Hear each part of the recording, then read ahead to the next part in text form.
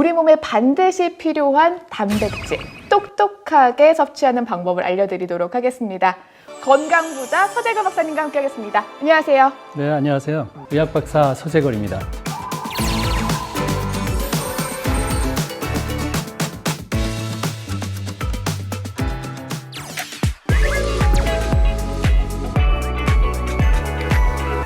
저희가 디톡스 톡톡에서 항상 중요하게 얘기하는 게 탄수화물, 단백질, 지방 이 네네. 3대 필수 영양소인데 굉장히 중요하다는 거 알겠는데 저희가 사실은 자세히는 모르거든요. 네. 단백질이 어떤 기능을 하고 있을까요? 뭐 어원을 굳이 따지자면 단백질은 프로테인이라고 하잖아요. 그게 그리스어로 프로테이오스라는 게 으뜸이다, 제일 우선이다라는 뜻이니까 얼마나 중요한지가 또 이 어원을 통해서도 이 단백질이라는 게 알 수 있겠고요. 그다음에 우리가 성장하고 유지하는 데도 중요하지만 또 손톱, 발톱 나는 데도 단백질이고 혈액도 단백질이고 면역체도 단백질이니까 단백질이 빠져서는 안 돼요. 또 호르몬하고 항체 형성도 하고 또 면역력도 담당을 하기 때문에 굉장히 중요한데 근데 이게 우리나라 사람들이 이 밥하고 면으로 그냥 하루 종일 식사하시는 분들이 많잖아요. 맞아요. 그래서 근육량이 20대 정점을 찍다가 30대부터는 이제 감소하게 되면서 단백질 보충을 안 하면 근육은 그냥 없어져서 마른 비만, 마른 당뇨가 많은 게 지금 우리나라 현실이에요. 말랐는데 당뇨예요. 그 이유는 근육이 부족하기 때문에, 단백질 섭취가 부족하기 때문이니까 나이 들수록은 단백질 섭취를 하고 또 운동을 통해서 근육량을 보존하는 것이 중요하다고 볼 수 있습니다. 아, 그렇군요.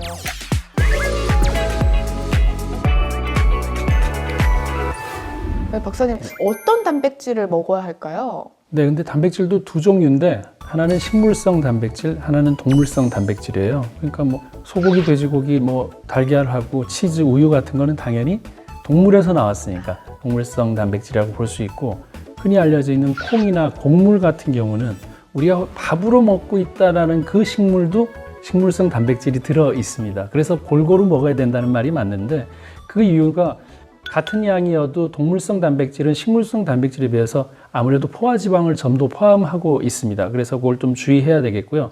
최근 하버드 대학 논문에 따르면 하루 열량의 10%를 탄수화물 대신에 동물성 단백질 섭취했더니 심혈관 질환 사망률이 8% 증가하고 하루 열량의 3%를 식물성 단백질로 섭취했더니 심혈관 사망률이 12% 감소했다는 연구 결과가 있습니다. 그럼 이 얘기만 듣고 얘기 얼핏 들으면 이제 큰일 나죠. 식물성 단백질만 먹어야 되겠네 이렇게 얘기하거든요. 네. 근데 그렇지 않은 이유는 식물성 단백질에 결함이 있습니다. 뭐가 있냐면은 우리 몸에 꼭 그 단백질을 이루려면 그 아미노산, 필수 아미노산이 있어야 되거든요. 근데 그런 필수 아미노산이 좀 부족하기 때문에 식물로만은 단백질을 만들 수가 사실은 없거든요. 네, 그래서 뭐든 균형이 좋고 골고루가 답이 있다는 건 여기에 들어있는 얘기입니다. 그럼 박사님, 단백질을 하루에 어느 정도 먹어야 잘 먹었다 할 수 있을까요? 본인의 그 킬로그램 수가 있잖아요. 킬로그램당 0.8에서 1.2g을 먹는다. 되게 복잡하게 보이지만 60kg이면 48g에서 72g 정도 사이의 단백질을 먹으면 된다. 그러면 단백질 어디 들어있느냐를 제가 한번 아주 쉽게 설명해 볼게요. 달걀 한 개에 7g 들어있습니다. 우유 한 팩에 7g 들어있습니다. 고기 자기 손바닥에 3분의 1 정도 되면 7g 들어있습니다. 그러면 제가 제 손바닥이 좀 쉽게 생겨서 한번 보여볼게요. 왜냐하면 제가 손금이 이렇게 일자여서요. 예, 깔끔하게 다 일자입니다. 그래서 한번 보여드리면 전체 손바닥은 100g 정도 고기 먹는 게 이 정도 너비거든요. 네. 예, 그런데 7g으로 맞추려면 3분의 1 정도 고기, 요 스테이크 썰면 요 정도 되는 정도가 7g입니다. 그러니까 제가 말씀드리고 싶은 건 뭐냐 하면 달걀하고 우유 한 팩하고 요 자기 손바닥의 3분의 1 정도 되는 고기를 먹으면 3끼 중에 1끼 필요한 단백질 섭취가 된다. 단백질이 부족할 때 나타나는 증상을 잘 모르거든요. 네네네. 그 증상이 따로 있을까요? 네, 그래서 지금 제가 단백질을 잘 충분히 섭취하고 있는지 결핍한 건 없는지를 체크해 볼 수 있는 자가 진단 테스트를 준비했습니다. 네.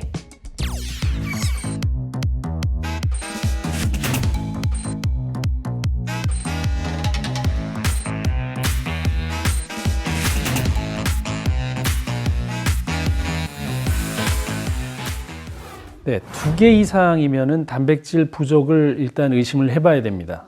보통 이렇게 보면 콩팥 기능의 문제가 아닐까, 간이 문제가 아닐까, 우린 장기로 가는데 그 전에 해야 될 게 뭐냐면 영양소 결핍은 아닐까, 이걸 먼저 해결을 해야 되는 거죠. 왜 다리 붓는다 그러면 우리 또 뭐 신장이 문제가 있나 이런 얘기 많이 하니까 그것보다는 영양소 결핍을 확인하고 가야 되는데, 그래서 우리가 단백질을 먹지 않으면 내 몸의 근육을 파괴해서라도, 면역체를 파괴해서라도 손톱, 발톱, 머리카락, 각질 많은데 쓰는 거거든요.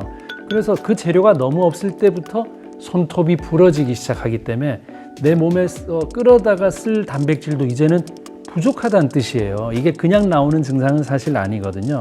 많은 분들이 이거 자가진단 테스트 하면 대부분 단백질 부족에 해당하실 것 같아요. 네네, 맞습니다. 그래서 단백질 파우더 같은 거 예전에 운동하는 분들이 많이 먹었죠. 네. 파우더 아니면은 닭가슴살, 딱 2가지로 보통 이제 먹었었는데 네. 큰 운동을 안 하는 우리 일반인들도 나이가 들면서 단백질 부족 때문에 도저히 고기나 이런 섭취가 부족하다면, 세월은 가고 있으니까 보충하는 의미로서는 파우더도 드시는 게 괜찮은데요.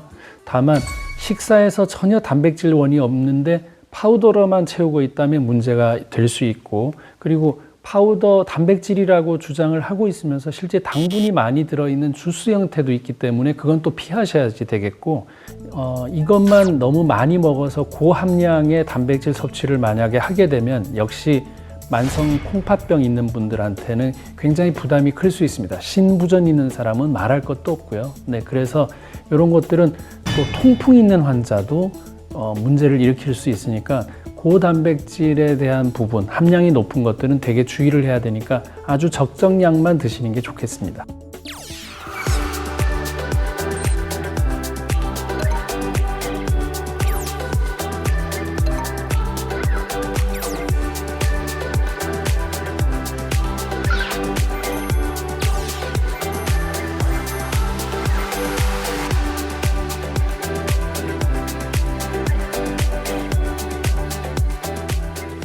네, 오늘은 머리부터 이렇게 발끝까지 전신 건강에 도움이 되는 단백질 섭취에 대해서 알아봤는데요. 사실 이제 내 몸무게만큼 단백질을 먹어주는 것이 좋고 하루에 꾸준히 매일매일 섭취하는 것이 좋다고 말씀해 주셨어요, 박사님. 네, 맞습니다. 네. 네, 그리고 하나 더 말씀드리고 싶은 거는 우리가 카멜레온이 되자, 저는 이제 그런 말 하고 싶습니다. 이게 무슨 얘기냐면 50세까지는 탄수화물 먹어서 살아왔고요. 50년을 더 살 거면은 단백질 먹고 운동하면서 살아야지 되는 거거든요. 이 카멜레온처럼 이 나이에 따라서 변화하는 모습으로 적응하는 게 이 단백질 섭취하는데도 필요하다고 생각이 듭니다. 디톡스 톡톡 다음 시간에는 알찬 내용으로 찾아뵙겠습니다. 감사합니다.